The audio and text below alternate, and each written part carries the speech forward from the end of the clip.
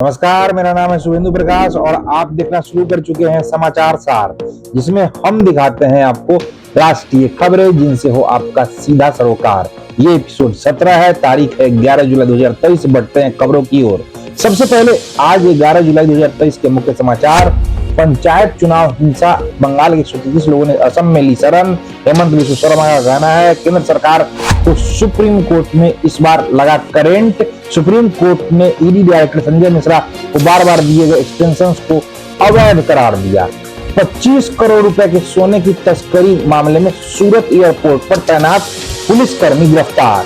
Supreme court ने सेबी से पूछा कि एफपीआई स्वामित्व अपारदर्शिता पर रोक लगाने वाले प्रावधानों को हटाने के लिए कानून में बदलाव क्यों किया गया। भारत में धार्मिक समूहों के बीच इस्लाम एक अद्वितीय गर्व का स्थान रखता है।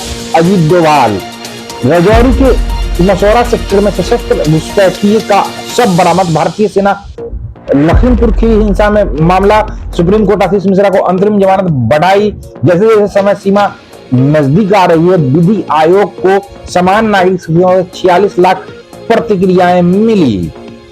अब समाचार विस्तार से। असम के मुख्यमंत्री हेमंत बिश्व शर्मा ने 11 जुलाई को कहा कि पश्चिम बंगाल के 100 से अधिक लोगों ने अपने घर में पंचायत की चुनाव की हिंसा के कारण अपनी जान के डर से राज्य में शरण ली है। यह कहते हुए कि लोगों को राहत शिविर में आश्रय प्रदान किया गया है। मुख्यमंत्री ने उन्हें संकट के समय किसी भी मानवीय सहायता का आश्वासन दिया, जबकि पश्चिम बंगाल के भाजपा नेता शुभेंदु अधिकारी ने श्री शर्मा ने ट्विटर पर लिखा कि पीड़ित विपक्षी दल को राहत प्रदान करने के लिए धन्यवाद दिया। कार्यकर्ताओं। पड़ोसी राज्य के कैबिनेट मंत्री शशि पांजा ने संकेत दिया कि असम के सीएम झूठा अलार्म बजा रहे थे और दहशत की भावना पैदा कर रहे थे।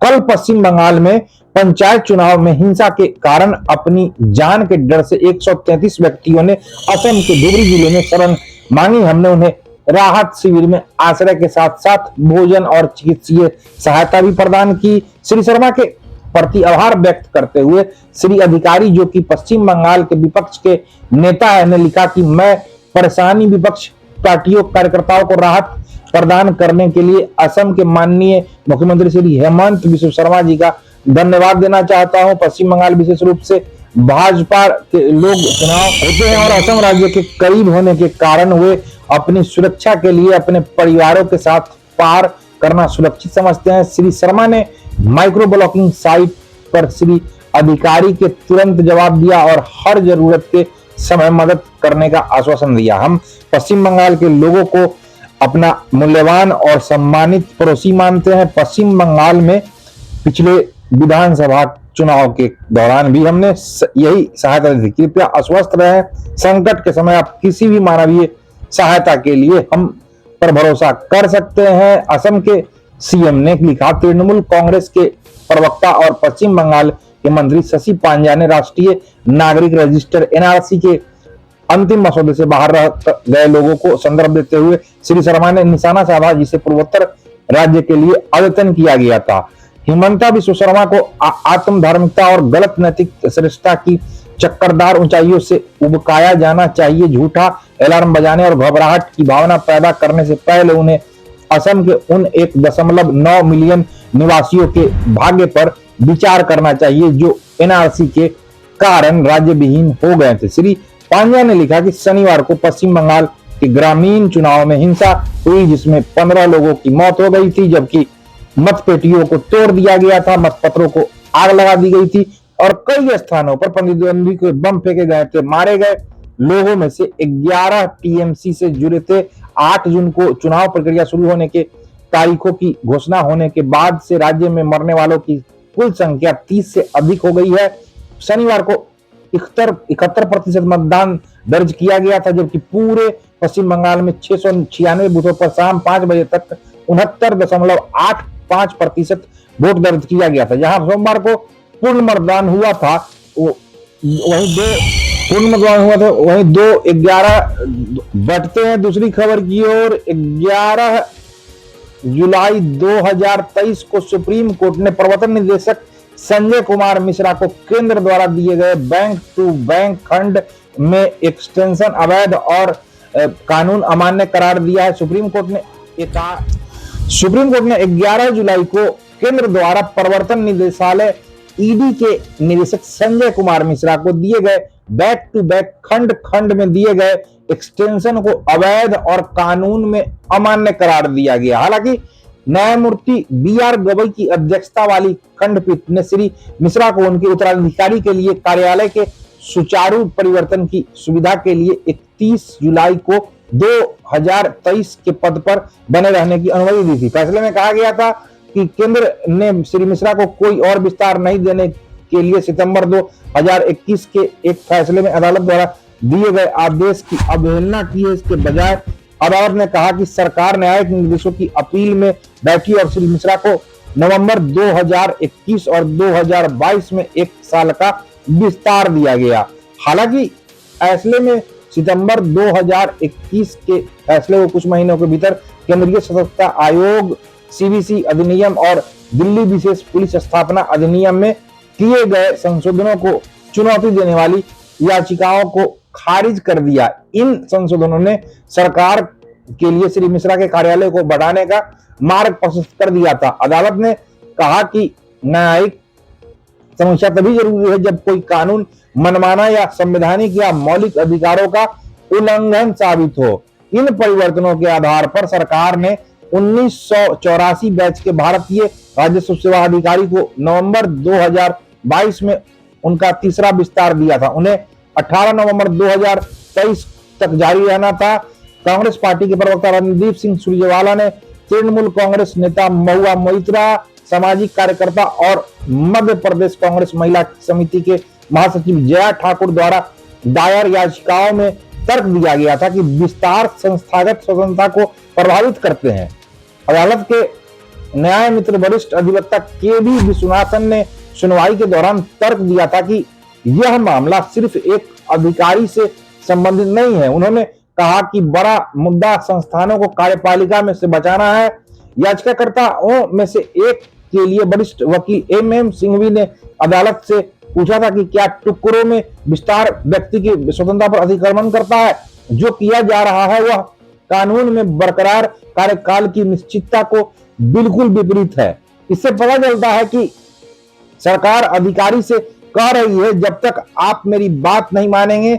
श्री सिंघवी ने प्रस्तुत किया था कि याचिकाकर्ताओं के लिए वरिष्ठ वकील गोपाल शंकर नारायण ने कहा था कि इस तरह वह मिश्रा 95 साल की उम्र में तक चलते रहेंगे। याचिकाकर्ताओं के वरिष्ठ वकील अनूप चौधरी ने भी कहा था कि विस्तार अदालत के फैसले को रद्द करने के समान है। अब इस खबर को देखकर आप जरा सोचिए कि आम आदमी अगर कोर्ट की अवमानना करता है तो उस पर क्या क्या कार्रवाई होती है और केंद्र सरकार करे तो सिर्फ टिप्पणी होती है।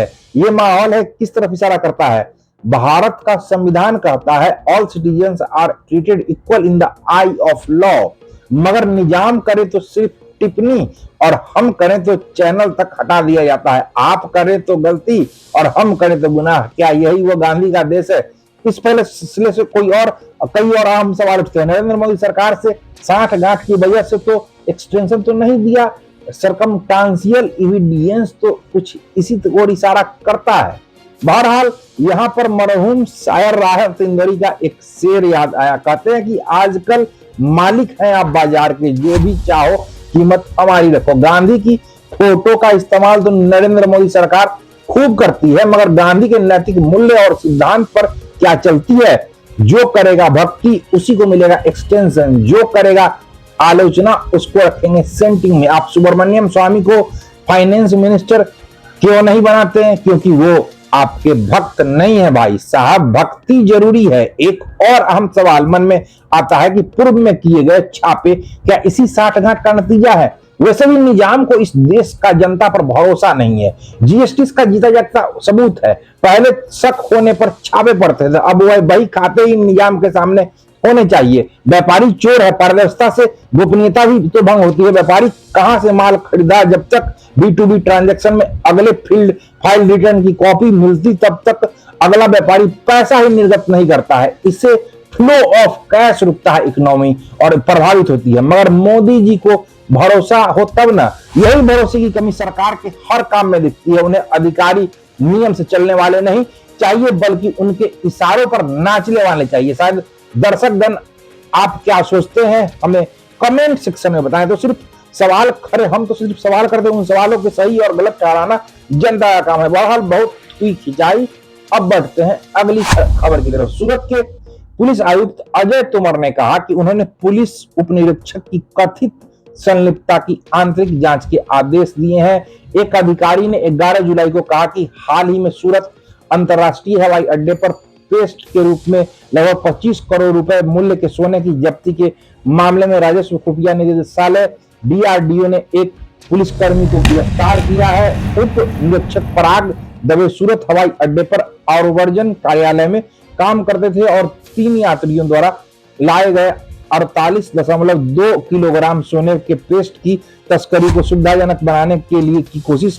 कर रहे थे, जिसमें से कुछ हवाई अड्डे के शौचालय में छिपा कर रखा गया था। सार्वजनिक नयन सुख दालवाल कहा डीआरडीओ के अभियोजक श्री शौचालय में छिपाकर रखा था। सार्वजनिक नयन सुखदवाला ने कहा कि डीआरडीओ के अभियोजक श्री सुखदवाला ने कहा कि एक स्थानीय अदालत ने 11 जुलाई को दवे को 2 दिनों के डीआरआई हिरासत में भेज दिया था। शारजाह से आए दिनों के लिए डीआरआई की हिरासत में भेज दिया गया। शारजाह से आए यात्रियों को 7 जुलाई को गिरफ्तार किया गया था। श्री सुखदवाला ने कहा कि वे सफेद रंग के पैकेट में छिपाकर पेस्ट के रूप में सोना लाए थे। उन्हें पार्सल आरोपियों को सौंपने के लिए कहा गया था। दबे ताकि वो उन्हें हवाई अड्डे के बाहर तस्करी करने से पहले अधिकारियों द्वारा स्क्रीनिंग और जांच से बचने के लिए आवर्जन जांच चौकी से पहले स्थित शौचालय में छिपा सके। सार्वजनिक अभियोजक ने कहा कि श्री सुखदवाला ने कहा जैसे ही दवे को 3 लोगों की गिरफ्तारी के बारे में पता चला, वह पेट दर्द की शिकायत करते हुए हवाई अड्डे में से चले गए। सोने की तस्करी में दवे की संलिप्तता के बारे में जानने के बाद पुलिस ने उसके घर पर छापा मारा और 12 लाख रुपए का एक ब्लैंक चेक बरामद किया। श्री सुखदवाला ने कहा कि उन्हें आवर्जन से सोना साफ कराने और हवाई अड्डे के बाहर किसी को सौंपने की भूमिका दी गई थी। सूरत के पुलिस आयुक्त अजय तोमर ने कहा कि उन्होंने पुलिस उपनिरीक्षक की कथित संलिप्तता की आंतरिक जांच के आदेश दिए हैं। 7 जुलाई को दायर याचिका में इंडिया एक्सप्रेस फ्लाइट IX172 से आए 7 जुलाई को air India express flight IX172 से आए यात्रियों के डीआरआई अधिकारियों ने रोक लिया और पाया कि वे आमने सामने में 5 ब्लैक बेल्ट की छिपाकर 20 सफेद रंग के पैकेटों में पेस्ट के रूप में 43.5 किलोग्राम सोना ले जा रहे हैं। बाद की तलाशी में पेस्ट के रूप में 4.67 किलोग्राम सोना बरामद हुआ, जो आवर्जन जांच चौकी के निकट पुरुषों के शौचालय में छोड़ दिया गया था, जिसे डीआरआई को सौंप दिया गया था। डीआरआई ने कहा कि यात्रियों से बरामद कुल 48.2 किलोग्राम सोने के पेस्ट को निकाला गया है और लगभग 25.26 करोड़ मूल्य का 42 किलोग्राम अधिक सोना शुद्धता 99% बरामद किया गया है। सुप्रीम कोर्ट ने 11 जुलाई को भारतीय प्रतिभूति और विनिमय बोर्ड सेबी से यह बताने को कहा कि विदेशी पोर्टफोलियो निवेशकों एफपीआई के स्वामित्व ढांचे में अस्पष्टता को प्रतिबंधित करने वाले महत्वपूर्ण प्रावधानों को रद्द करने के लिए 2018 में कानून में बदलाव क्यों किया गया। अदालत की चिंता न्यायमूर्ति MM सप्रे विशेषज्ञ समिति की रिपोर्ट में निष्कर्ष के आलोक में थी। अडानी समूह के खिलाफ अमेरिका स्थित हिंडनबर्ग रिसर्च द्वारा लगाए गए आरोपों की सेबी जांच एफपीआई विनियमन 2014 में किए गए संशोधनों के कारण बाधित हो गई थी। इन संशोधनों ने हिंडनबर्ग रिपोर्ट में उल्लिखित 12 एफपीआई सहित 13 विदेशी संस्थाओं के स्वामित्व की जांच में बाजार नियामक को मुर्गी और अंडे की स्थिति में डाल दिया था। विशेषज्ञ समिति ने कहा कि सेबी को खुद इन 13 संस्थानों पर अपारदर्शी संरचनाएं होने का संदेह था क्योंकि उन्होंने स्वामित्व श्रृंखला स्पष्ट नहीं थी। न्यायमूर्ति सप्रे ने कहा कि 2018 में अपारदर्शी संरचना से संबंधित प्रावधान और एफपीआई में आर्थिक हित के प्रत्येक मालिकी श्रृंखला के अंत में प्रत्येक अंतिम प्राकृतिक व्यक्तित्व का खुलासा करने में सक्षम होने के लिए एफपीआई की आवश्यकता को समाप्त कर दिया गया था। पैनल की रिपोर्ट ने मई में कहा था कि इसमें कहा गया है कि सेबी को अपने संदेह को दूर करने के लिए इसकी जांच के लिए इसके लेंस के तहत 13 विदेशी संस्थाओं के अंतिम आर्थिक स्वामित्व के बारे में जानकारी की आवश्यकता होगी, न कि केवल लाभकारी मालिकों के बारे में। फिर आपको इन संशोधनों के पृष्ठभूमि में जाना चाहिए। वो कौन सी परिस्थितियां हैं जिनके तहत आपने अपारदर्शी संरचना से संबंधित प्रावधानों को बदल दिया था। मुख्य न्यायाधीश चंद्रचूड़ ने सेबी की ओर से पेश सॉलिसिटर जनरल तुषार मेहता को संबोधित करते हुए कहा। हालांकि श्री मेहता ने जोर देकर कहा कि सेबी की जांच पूरी गति से चल रही है। श्री मेहता ने कहा कि महाराज ने हमारी जांच को पूरी करने के समय 14 अगस्त बढ़ा दिया है। हम अपना सर्वश्रेष्ठ प्रयास कर रहे हैं। हालांकि याचिकाकर्ताओं की ओर से वकील प्रशांत भूषण ने कहा कि विशेषज्ञ समिति की रिपोर्ट ने घोर नियामक विफलताओं के लिए सेबी की खिंचाई की है। इसके अलावा 2018 में सेबी द्वारा अपने एफपीआई के कानून में बदलाव इसकी वर्तमान जांच के लिए बिल्कुल घातक है। उन्होंने एफपीआई विनियमों में अपारदर्शी संरचना की परिभाषा को ही हटा दिया है। सेबी अब अपनी वर्तमान जांच में कुछ नहीं कर सकता है। एफपीआई की अपारदर्शी संरचना इसके लाभकारी मालिकों और संबंधित पार्टी लेनदेन से संबंधित प्रावधानों में संशोधन ऐसे धोखाधड़ी को उजागर होने से रोकने के लिए किए गए थे। श्री भूषण ने प्रस्तुत किए गए श्री सॉलिसिटर, हम सुनिश्चित रूप से जानना चाहेंगे कि आप क्या सेबी के बदलाव किए हैं। श्री भूषण ने जो कहा उसके अनुरूप संशोधनों के कारण सेबी लेन-देन की परतों में जाने से रोका जा सकता है। मुख्य न्यायाधीश चंद्रचूड़ ने श्री मेहता से कहा कि हालांकि सेबी ने 10 जुलाई को दायर 46 पेज की रिपोर्ट में विशेषज्ञ समिति के निष्कर्षों से असहमति जताई, इसने कहा कि वर्तमान जांच के लिए आवश्यक चुनौती विदेशी पोर्टफोलियो निवेशकों, एफपीआई विनिमयों से अपारदर्शी संरचना प्रावधानों को निरस्त करने से उत्पन्न हुई है। इसके बजाय बाजार नियामक ने कहा कि कठिनाई इन एफपीआई के लाभकारी मालिकों और बीओ के निर्धारण के लिए सीमा के अस्तित्व में। इसके अलावा सेबी ने कहा कि किसी भी आर्थिक हित के मालिक प्रत्येक व्यक्ति के ऊपर अंतिम प्राकृतिक व्यक्ति या दूसरे शब्दों में एफपीआई के अंतिम मालिक का खुलासा करने की भी कोई आवश्यकता नहीं थी। चूंकि सीमा से नीचे की संस्थाओं में स्वामित्व आर्थिक या नियंत्रण हित वाले सभी अंतर्हीनता निवेशकों का विस्तृत विवरण कभी भी नामित डिपॉजिटरी प्रतिभूतियों के संरक्षण को उपलब्ध कराने की आवश्यकता नहीं थी। इसलिए संभावना थी कि वह प्राकृतिक व्यक्तित्व इसे धारण कर सकता है। विभिन्न निवेश संस्थाओं के माध्यम से एफपीआई में महत्वपूर्ण समग्र आर्थिक रुचि जिनमें से प्रत्येक बीओ के रूप में पहचान के लिए व्यक्तिगत रूप से सीमा के नीचे से भी जिसका प्रतिनिधित्व अधिवक्ता प्रताप वेणुगोपाल ने भी किया है, ने अपनी रिपोर्ट में कहा कि बाजार नियामक ने कहा है कि आर्थिक हित वाली संस्थाओं के संबंध में भी अस्पष्टता थी, लेकिन एफपीआई में कोई प्रत्यक्ष नियंत्रण नहीं था। सेबी ने कहा कि वैश्विक मनी लॉन्ड्रिंग और आतंकवादी वित्तपोषण निगरानी संस्थान फाइनेंशियल एक्शन टास्क फोर्स ने एक वैश्विक चुनौती के रूप में एफपीआई में किसी भी आर्थिक हित रखने वाले प्रत्येक व्यक्ति के ऊपर अंतिम प्राकृतिक व्यक्ति की अस्पष्टता के पहचान की थी। सेबी ने 28 जून 2023 को बैठक में निर्दिष्ट प्रकार के एफपीएल के से अंतिम निवेशकों को अतिरिक्त विस्तृत खुलासे के प्रस्ताव को मंजूरी दे दी है, जो एक कॉर्पोरेट समूह में प्रबंधन के तहत उनकी संपत्ति 50% अधिक खाते रखते हैं या कुछ छूटों के अधीन कुल $25,000 करोड़ रुपए से अधिक। रिपोर्ट में बताया गया। राष्ट्रीय सुरक्षा सलाहकार अजीत डोभाल ने 11 जुलाई को कहा कि भारत उन संस्कृतियों और धर्मों का मिश्रण रहा है जो सदियों से सद्भाव के साथ सह अस्तित्व में, और देश में धार्मिक समूहों के बीच इस्लाम एक अद्वितीय और महत्वपूर्ण गौरव का स्थान रखता है। श्री डोभाल की टिप्पणियां इंडिया इस्लामिक कल्चरल सेंटर में एक कार्यक्रम के दौरान आई, जहां मुस्लिम वर्ल्ड लीग के महासचिव शेख डॉक्टर मोहम्मद बिन अब्दुल करीम अल इस्सा, जो भारत के दौरे पर है, ने सभा को संबोधित किया। श्री डोभाल ने श्री अल इस्सा को उदारवादी इस्लाम की प्रामाणिक वैश्विक आवाज और इस्लाम की गहरी समझ रखने वाला एक गहन विद्वान बताया। भारत और सऊदी अरब के बीच उत्कृष्ट संबंधों की सराहना करते हुए श्री डोभाल ने कहा कि ये संबंध साझा सांस्कृतिक विरासत, सामान्य मूल्यों और आर्थिक संबंधों में निहित है। राष्ट्रीय सुरक्षा सलाहकार ने कहा कि हमारे नेता भविष्य के लिए एक साझा दृष्टिकोण साझा करते हैं और एक दूसरे के साथ निकटता से बातचीत कर रहे हैं। अपनी टिप्पणी में श्री डोभाल ने कहा कि दुनिया का सबसे बड़ा लोकतंत्र और लोकतंत्रों की जननी के रूप में भारत अविश्वसनीय विविधता की भूमि है। उन्होंने कहा कि तुम्हारे ऐसा आपने हमारे अस्तित्व के मूलभूत विशेषताओं के रूप में विविधता का विस्तार से उल्लेख किया है। यह इंडिया है, यह उन संस्कृतियों के धर्मों भाषाओं और जातियों का मिश्रण है जो सदियों से सद्भाव के साथ सह अस्तित्व में है।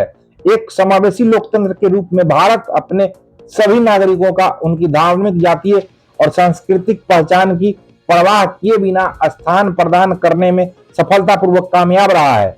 उन्होंने कहा कि अपने कई धार्मिक समूहों के बीच इस्लाम एक अद्वितीय और गौरवपूर्ण स्थान रखता है और भारत दुनिया के दूसरी सबसे बड़ी मुस्लिम आबादी का घर है। श्री डोभाल ने कहा कि भारत की मुस्लिम आबादी इस्लामिक सहयोग संगठन ओईसी के 33 से अधिक सदस्यों देशों के संयुक्त आबादी के लगभग बराबर है। छठा, सेना ने 11 जुलाई को एक घुसपैठियों को सब बरामद किया जो 10 जुलाई को पीर पंजाल घाटी के नौशेरा सेक्टर में घुसपैठ करने की कोशिश करने वाले समूह का हिस्सा था। भारी खनन वाले क्षेत्र में खराब मौसम की स्थिति में 2 दिन और 2 रात से अधिक समय तक चल एक बड़े तलाशी अभियान में एक आतंकवादी का शव, जिसे मार गिराया गया था, हथियार और युद्ध जैसे भंडार के साथ बरामद किया गया। जम्मू स्थित रक्षा प्रवक्ता लेफ्टिनेंट कर्नल सुनील बर्तवाल ने कहा कि सेना ने कहा कि नियंत्रण रेखा एलओसी की ओर जाने वाले जंगल में आगे के तलाशी अभियान के दौरान जमीन पर घसीटे जाने के निशान के साथ खून के निशान देखे गए। लेफ्टिनेंट कर्नल बर्तवाल ने कहा कि संभवतः अन्य घायल आतंकवादी जंगल का फायदा उठाकर एलओसी के पार वापस जाने में कामयाब रहे। सेना ने कहा कि सतर्क सैनिकों ने 10 जुलाई की रात को नौशेरा सेक्टर में नियंत्रण रेखा पर घुसपैठ की एक बड़ी कोशिश को नाकाम कर दिया। घुसपैठियों की गतिविधियों पर लगातार नजर रखी जा रही थी और जब वो एलओसी की अपने हिस्से में लगभग 300 मीटर अंदर थे तो उन्होंने चुनौती दी गई और गोलाबारी शुरू हो गई। आतंकवादियों पर भारी सटीक गोलीबारी की गई, जिसमें एक आतंकवादी को किनारे पर गिरते देखा गया जबकि 2 अन्य घायल हो गए। उन्हें जंगल में छुपते हुए देखा गया। सेना ने कहा कि इलाके की घेराबंदी करने के लिए अतिरिक्त सैनिकों को भेजा गया है। सेना ने कहा कि AK-47 राइफल 175 राउंड के साथ 3 मैगजीन, एक 9 mm पिस्तौल और 15 राउंड के साथ 2 मैगजीन, 4 हथगोले, संचार उपकरण, बड़ी मात्रा में खाने की चीजें और भोजन के लिए कपड़े बरामद किए गए हैं। लेफ्टिनेंट कर्नल बर्तलाव ने कहा कि घुसपैठ की बड़ी कोशिश का उद्देश्य राजौरी जिले में शांति भंग करना था। बढ़ते अगली खबर, सुप्रीम कोर्ट ने 2021 के लखीमपुर खीरी हिंसा के मामले में अभियोजन का सम्मान कर रहे केंद्रीय मंत्री अजय कुमार मिश्रा के बेटे आशीष की अंतरिम जमानत मंगलवार को 26 सितंबर तक बढ़ा दी। न्यायमूर्ति सूर्यकांत और न्यायमूर्ति दीपांकर दत्ता की पीठ ने कहा कि मामले में सुनवाई चल रही है और मामले को स्थगित कर दिया गया है। शीर्ष अदालत ने 24 अप्रैल को कहा था कि निचली अदालत को मामले में रोजाना सुनवाई करने का निर्देश देना संभव नहीं होगा क्योंकि इससे वहां लंबित अन्य मामले प्रभावित हो सकते हैं। 14 मार्च को मामले की सुनवाई करते हुए शीर्ष अदालत ने कहा था कि मामले की सुनवाई धीमी गति नहीं थी और संबंधित सत्र न्यायाधीश को मुकदमे के भविष्य के घटनाक्रम के बारे में उसे अवगत कराते रहने का निर्देश दिया गया। शीर्ष अदालत ने कहा था कि हालांकि वह मुकदमे की निगरानी नहीं कर रही है लेकिन वह इस पर अप्रत्यक्ष निगरानी कर रही है। इससे में कहा गया था कि उसके 25 जनवरी के आदेश में निहित अंतरिम निर्देश जिसके द्वारा उसने मामले में आशीष मिश्रा को 8 सप्ताह की अंतरिम जमानत दी थी, लागू रहेगा। अदालत ने आशीष मिश्रा को जेल से रिहा होने के 1 सप्ताह के भीतर उत्तर प्रदेश छोड़ने का निर्देश भी दिया था। घटना 3 अक्टूबर 2021 को लखीमपुर खीरी जिले के तिलकुनिया उस समय हुई। हिंसा में 8 लोगों की मौत हो गई जब किसान तत्कालीन उप मुख्यमंत्री केशव प्रसाद मौर्य के दौरे का विरोध कर रहे थे। उत्तर प्रदेश पुलिस की FIR के मुताबिक 4 किसानों को एक SUV ने कुचल दिया जिसमें आशीष मिश्रा बैठे थे। घटना के बाद गुस्साए किसानों ने SUV के चालक और 2 भाजपा को पीट कर हत्या कर दी। हिंसा में एक पत्रकार की भी मौत हो गई। 25 जनवरी के अपने आदेश में शीर्ष अदालत ने अपनी स्वतः संज्ञान संवैधानिक शक्तियों का प्रयोग किया था और निर्देश दिया था कि 4 आरोपियों गुरविंदर सिंह, कमलजीत सिंह, गुरप्रीत सिंह और विचित्र सिंह को हत्या पर दर्ज अलग अलग एफआईआर के सिलसिले में गिरफ्तार किया गया था। कथित तौर पर वहां किसानों को कुचलने वाली एसयूवी में सवार 3 लोगों को अगले आदेश तक अंतरिम जमानत पर रिहा कर किया जाए। आशीष मिश्रा को 8 सप्ताह के अंतरिम जमानत देते हुए पीठ ने कहा था कि उनके परिवार या समर्थकों द्वारा प्रत्यक्ष या अप्रत्यक्ष रूप से गवाहों को प्रभावित करने या धमकी देने का कोई भी प्रयास अंतरिम जमानत रद्द कर दिया जाएगा। इसमें कहा गया कि आशीष मिश्रा अंतरिम जमानत पर रिहा होने के 1 सप्ताह के भीतर अपना पासपोर्ट ट्रायल कोर्ट में जमा कर देंगे और मुकदमे की कार्रवाई में भाग लेने के अलावा उत्तर प्रदेश में प्रवेश नहीं करेंगे। शीर्ष अदालत ने यह भी कहा कि वह ट्रायल कोर्ट के साथ साथ क्षेत्राधिकार वाले पुलिस स्टेशन को अपने निवास स्थान का खुलासा करेगा, जहां वह अंतरिम जमानत की अवधि की दौरान रहेगा।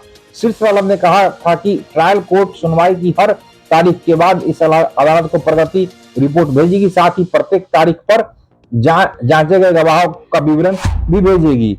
जैसा कि समान नागरिक संहिता पर विचार भेजने की समय सीमा 2 दिनों में समाप्त हो रही है। विधि आयोग को अब तक लगभग 46 लाख प्रतिक्रियाएं मिली है। सूत्रों ने 11 जुलाई को कहा कि आयोग को कुछ संगठनों और लोगों को भी बुलाने की संभावना है। आने वाले दिनों में व्यक्तिगत सुनवाई। उन्होंने बताया कि इनमें कुछ निमंत्रण पत्र पहले ही भेजे जा चुके हैं। 10 जुलाई को शाम तक पैनल को करीब 46 लाख प्रतिक्रियाएं मिल चुकी हैं। 14 जून को विधि आयोग ने राजनीतिक रूप से संवेदनशील मुद्दे पर सार्वजनिक और मान्यता प्राप्त धार्मिक संगठनों सहित हितधारकों से विचार मांगकर यूसीसी पर एक विचार विमर्श किया था।